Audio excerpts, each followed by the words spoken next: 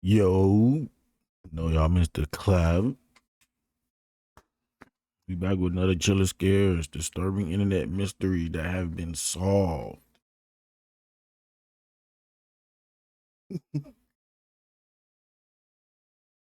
Regular screenshot. Thumbnail. Fun Time Kids Care. On the 25th of January 2015, Reddit user Disco Godfather 6922 made a post on the Salt Lake City subreddit that would start one of the biggest conspiracies in the platform's history. The post featured an image of a mysterious bright green building with little to no context. Its only identifying features were several signs that read Fun Time Kids Care, suggesting that the building might have once been a daycare center or at least pretending to be one. The title of the post read, "What's the deal with this place? Lived across the street from it for 5 years, never seen a kid there." At first glance, an abandoned daycare doesn't seem all that interesting, but Right. something about this building felt off. There were details that didn't quite add up. The mismatch between the fresh-looking outside paint with old, worn-out signs, and the oddly placed windows that appeared to be boarded up from the inside. These strange elements caught people's attention, and before long the post had gone viral across the internet.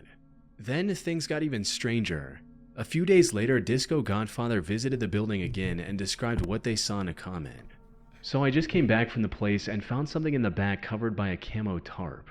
I then saw a Mexican man come out, pick something up, and go back inside. Earlier in the day, I went there and saw a pizza guy trying to deliver a pizza to the place. He knocked and nobody came to the door.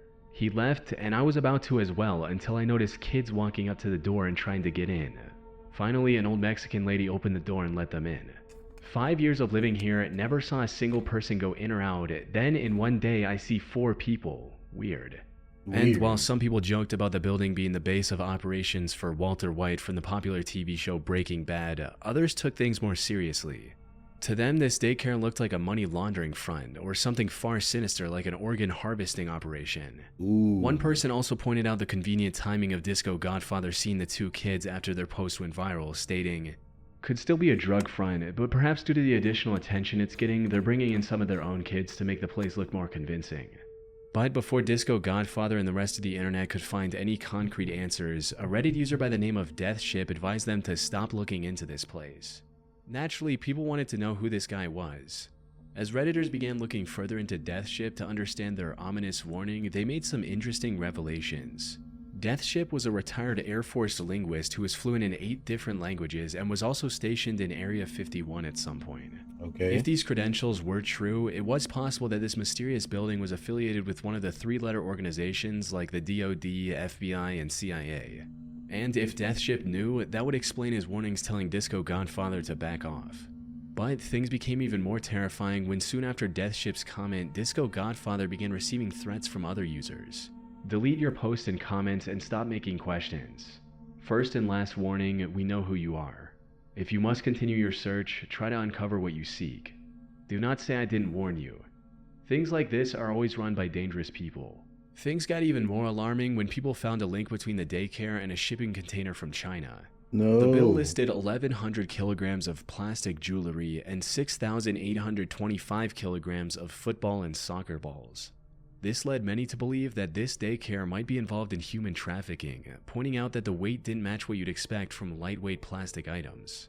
Fortunately, all of these disturbing theories were discovered to be nothing more than conspiracies. The Utah Department of Health has official childcare licensing records indicating that Fun Time Kids Care is just a normal functioning daycare. A recent Still don't comment by believe it. Reddit user Baby Tears also confirmed this with a personal story which reads, "I know this post is old, but my dad actually went there as a kid. It's ran by a nice older lady. Apparently, my dad told me it's usually meant for kids as kind of a safe haven daycare to protect children who have a parent or family member that isn't meant to be in contact with them that's deemed as more dangerous or persistent. Hence why the windows are semi-covered with curtains and drawings, also for safety. That's why there are only a few kids in there. I live right by it, and they actually just painted the building a bright green with yellow windows. Why? In the winter, there's cute snowmen in the playground." Looking into the daycare's history, it turns out it was originally established in 1973. And it used to be much more lively back in the day. However, after being purchased by a man named Richard Yoakum, after 2006 the daycare wasn't looked after properly. with multiple complaints of issues like infants being left outside without any supervision, yelling at children, and inappropriate sanitary facilities being common. Eventually, the business started to fail. But Richard continued to operate the daycare at a loss and handed it over to his mother just so she would have something to do in her elderly years. As for the ominous warnings from Death Ship and others, they were just trolls taking the chance to harass Disco Godfather and turn this into something bigger than just a creepy building. On May 15th, 2023, Richard passed away at the age of 79. But the Funtime Kids Care building still stands today, its legacy now reduced to a quirky internet footnote where fans of the mystery even dress up as the daycare for Halloween. And ending to what was, in hindsight, a completely overblown saga. Thank you to BetterHelp for sponsoring this video. For a lot of us, whenever the calendar ticks over to a new year, we get this sudden burst of motivation to better ourselves by going to the gym, eating better, making new habits, or something. 96.7 FM Strange Sounds. On the 7th of January 2018, Reddit user Batchian320 made a post on the Beaverton, Oregon subreddit describing a bizarre phenomenon. The post read, "Tune in to 96.7 if you are near Progress Ridge. Some weird shit is going on. Sitting in the car with friends, tune to 96.7 and I'm hearing weird repeating sounds and sometimes random people talking or saying random things. The sounds get more bassy and less bassy with some strange frequencies interrupting other ones. Someone please explain this." And while others initially dismissed it as nothing more than two dominant radio stations playing over each other, they quickly changed their minds after listening to the eerie broadcast themselves.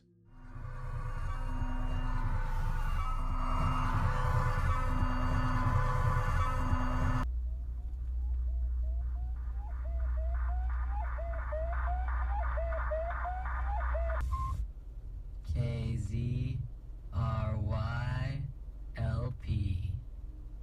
Portland. Around the same time, Redditor Jimmy Saltz made a very similar post in the Beaverton subreddit as well. This essentially ruled out the possibility that the issue was related to Batchian's car radio. And as time went on, more and more reports of these strange noises started coming up, all revolving around 96.7 FM. Now, if these strange noises were just that, most people would have dismissed them as a faulty broadcast system and moved on with their lives. However, the most haunting thing about these noises was that they kept changing. They would cycle between white noise,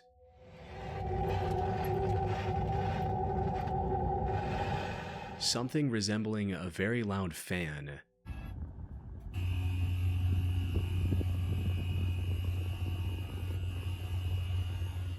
and the most terrifying old speeches from Martin Luther King Jr., John F. Kennedy, and the Apollo 11 broadcasts. We're approaching the 60-second mark on the Apollo 11 mission. T-minus 60 seconds and counting. We passed T-minus 60. I also found reports of these strange noises going as far back as 2017. And one post made by a now-deleted Reddit account really stood out. It stated, "Did I record some kind of number station? Recorded this off of FM radio 1617 at about 6:30 p.m. The radio station is not officially listed." It went on in this pattern for several minutes before just playing some white noise type tone for hours and hours on end, no station call. The station is a defunct rock station I never heard of. The next day they played MLK speeches and something that maybe could be called ambient music, slow motion tones and whirring sounds. Nothing it's played is recognizable by Shazam. Any input is welcomed. The person who made this post also linked to a video they recorded, and sure enough, the noises matched the ones Batchian320 heard a year later.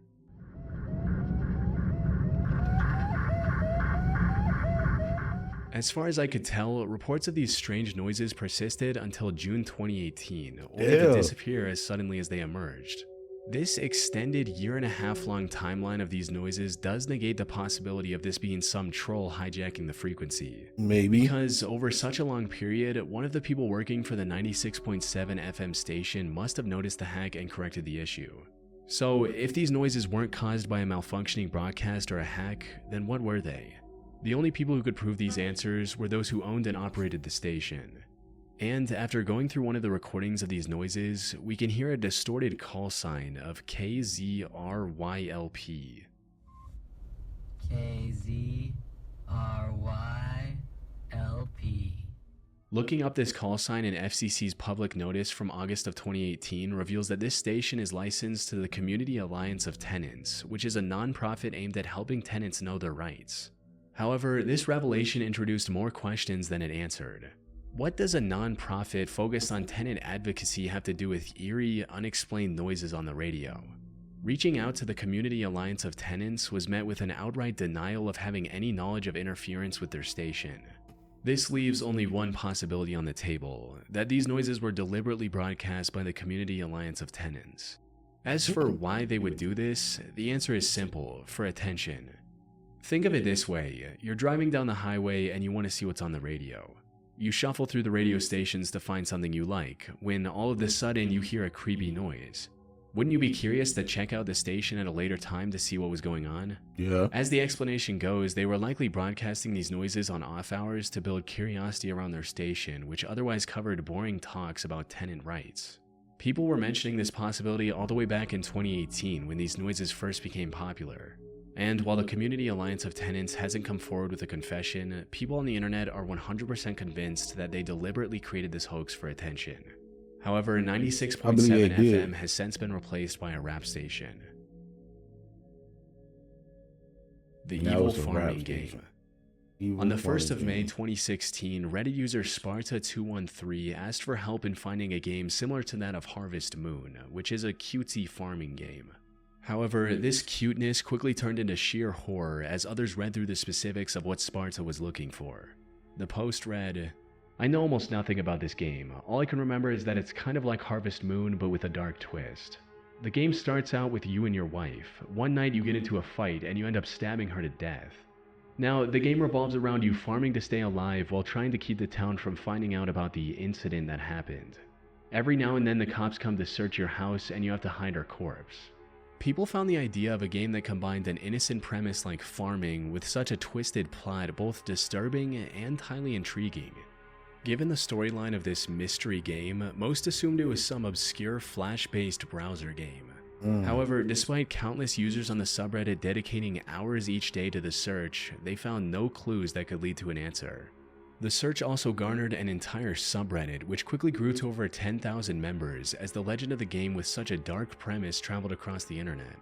The search also resulted in some users posting about having played the game a long time ago, with one such post reading, "Hi all, first time posting here. Today I found my old laptop, but sadly it won't boot up. But it brought back some great memories, particularly a game I'm about to describe. So, at the start of the game you killed your wife, but after that you just lived as normal managing your farm.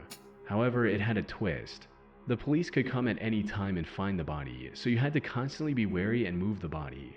The laptop was built in 2001, and I bought a new one in 2003, so it would have been between that time. It wasn't a browser game, and I think I may have gotten it from uTorrent, but cannot remember to be honest. Hope this is enough info, and many thanks." However, all of these claims turned out to be false. That is, until one user solved the mystery 5 years after the original post. According to him, Sparta likely saw this animation for a clip of YouTuber Varg Skeletor Joel, otherwise known as Vinesauce, and later misremembered it as an actual game. Honestly, you know what it sounds like? It sounds like Harvest Moon, but with, like, corpses. It sounds like... That'd be a fun game, just playing as Harvest Moon, but throughout all of the gameplay, you gotta hide a dead corpse. You know what? You know what? No. You know what it is? Harvest Moon, it's just regular Harvest Moon with your wife, and midway in the game you have an argument with your wife, and you accidentally kill her with like a... You kill her with like a barbecue kebab rack. Like you impale her accidentally, and you're like, oh I didn't mean that. And at the same time as you gotta like manage your farm, you know, raise your chickens and milk the cows, you also gotta like hide the body from the cops sometimes, from health security checks, and yeah. Sparta would confirm this to be the case, stating, "So guys, I just got around to looking at the Vinesauce animated video that someone found, and as anticlimactic as it may be, I believe that this is likely the source of the game. It fits everything exactly. And I used to fall asleep all the time watching Vinesauce videos. So, in the end, while finding the answer was satisfying, it also left many feeling empty after spending 5 long years searching for a game that ended up not even existing. Crazy. Kanye Quest 3030. On July 22, 2013, a game called Kanye Quest 3030 released online, sparking a mystery that would haunt the internet for a decade. It was a very odd Pokemon-like role-playing game in which the player character, popular musician Kanye West, falls through a mysterious portal and finds himself in the year 3030. In this future, the United States is ruled by a clone of rapper Lil B, claiming himself to be a god. The world is also filled with clones of other famous rappers like Tupac, Jay-Z, and Eminem. Your goal as the player is to put together a party of rappers, defeat Lil B, and save Wait, is this a real game? America. It was an extremely strange concept, but one that made it stand out among the sea of other indie games from that era.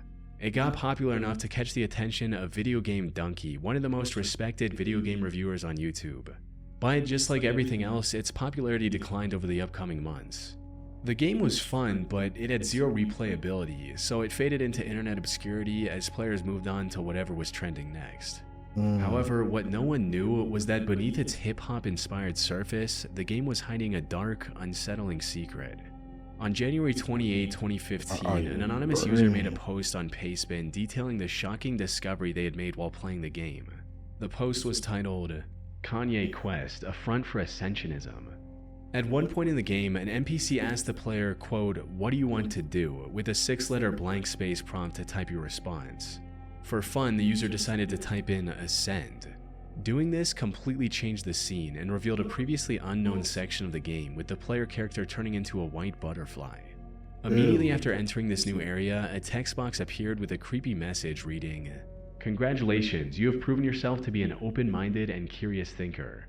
We must apologize for deceiving you, but we can reveal that the game you are playing up until this point was a front constructed to protect what you are currently accessing. We must ask that you do not reveal this area to the public. If you believe that you may be prone to revealing information or do not wish to participate, please close this program immediately by pressing Alt F4 or selecting the No option when it appears. By selecting the Yes option, you agree to participate and not reveal information. Would you like to participate?" Here, selecting No would just close out of the game, but if you were to select Yes, the game would bring up an even creepier message reading, "The following is a thought exercise designed to help teach you something beneficial. Okay. By undertaking this exercise, you will hopefully be affected in a positive way. Due to the nature of the exercise, this something cannot be revealed immediately. This exercise may or may not be restricted to this software. It is important to remember that the purpose of this exercise is to benefit you. You will not be timed. We cannot provide any more information except that we wish you good luck. You may begin now. Welcome to your ascension."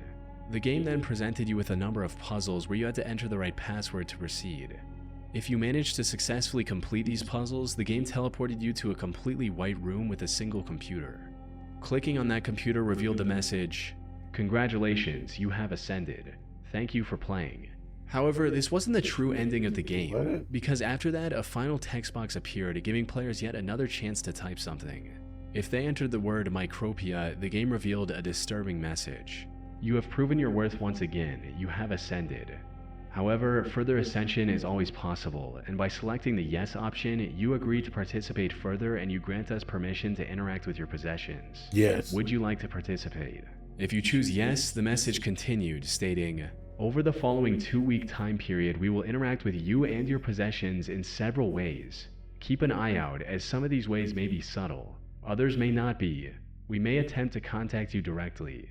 If we do this, we will attempt to notify you of our presence using a keyword. If you still consent to participation, please select the Yes option above.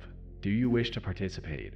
If you choose Yes, one last time the game asks for your personal details, including your first name, last name, country, city, zip code, and house number. Once you entered this information, the game thanked you by name and told you to wait for further instructions. The repeated mentions of Ascend throughout this section were a clear reference to Ascensionism, which is a cult based around the belief of reincarnation. So, was this game a recruiting tool for a mysterious cult? The only way to find out was to wait for the promised 2 weeks. But when no one was contacted after putting in their info, people on the internet began looking for the developer of the game. However, all they had to go on was a pseudonym, Phoenix. Further investigation into the game led to old posts on a now defunct forum called Unfiction, where users had once discussed an alternate reality game, or ARG, called Ascensionism.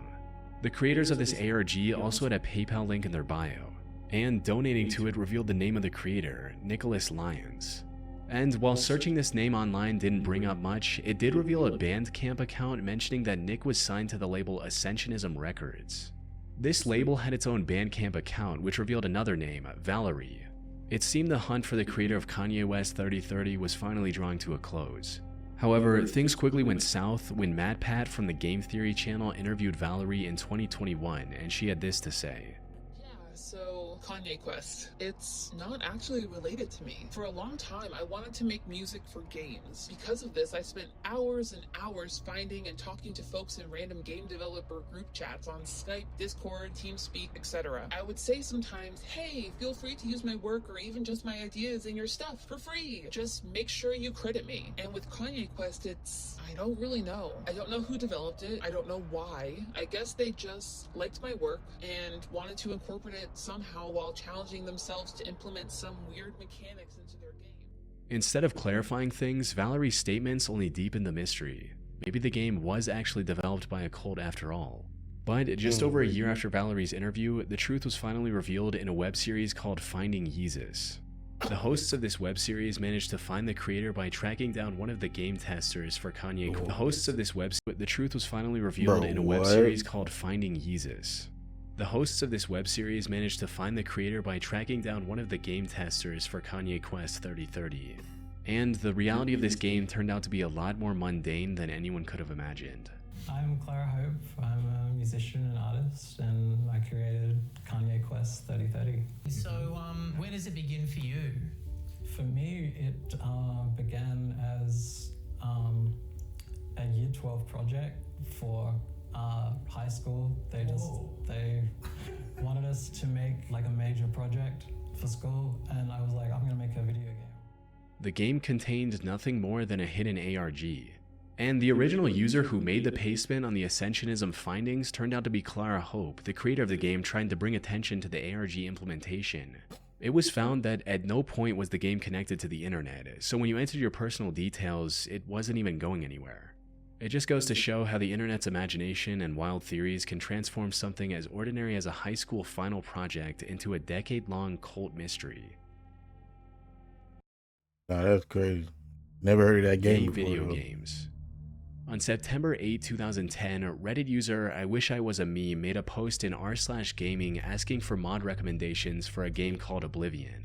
The replies to the post started off fairly normal, with players of the game listing out the best mods for a new player. That is, until a user by the name of Yay Video Games joined in on the conversation and posted a comment stating, "The uninstall button. The game is great and all, but god is it hard to fully remove all the junk it leaves behind on your system. You really need to check out that mod when the time comes to get rid of it. Otherwise, I think Askero's Oblivion overhaul is a nice start." The first two sentences of this comment didn't make any sense. And when someone said, "What?", Yay Video Games once again replied with a similar comment stating, "The uninstall button. The game is great. Ubisoft goes Steamwork bye-bye, always on DRM. But you have to go work, always on work DR. Check out the junk it leaves behind in you." This somehow made even less sense than his previous comment, leaving others confused about what he was trying to say. What they didn't know was that things were about to get a whole lot more confusing. After a few more back and forths, Yay Video Games started spamming the nonsensical phrase, "Ubisoft goes Steamwork bye-bye, always on DRM," over and over in the replies. However, what turned this behavior from strange to disturbing was the fact that most of these replies were formatted differently. They were bold, italic, all capital, in camel case, and in many other formats, meaning this wasn't just copy-pasted. He also linked to some extremely unsettling images with some of these comments that didn't make much sense either. The creepiest of these images was of a white surface with Yay Video Games' odd phrase written all over it. From there, he continued posting similar comments nearly 4,000 times before finally getting banned from the subreddit. Damn. This left a lot of people questioning what they had just witnessed. Many just assumed that he was either trolling on some extreme level or that this was the work of an advanced bot. But before they could get any answers from Yay Video Games, he deleted his account and disappeared from Reddit, and the mystery of this bizarre breakdown remained unsolved. That is, until Reddit user SoLegitHS took it upon himself to solve this case, hoping to find an interesting ARG or something along those lines. But what he uncovered instead was far more tragic than anything he could have imagined. After going through every post from the Yay Video Games account and finding similar repetitive patterns in other places across the platform, SoLegitHS narrowed down 3 more accounts that belonged to Yay Video Games. These included No Substance Here, Vinyl Record, and Not Sure How Big You Are.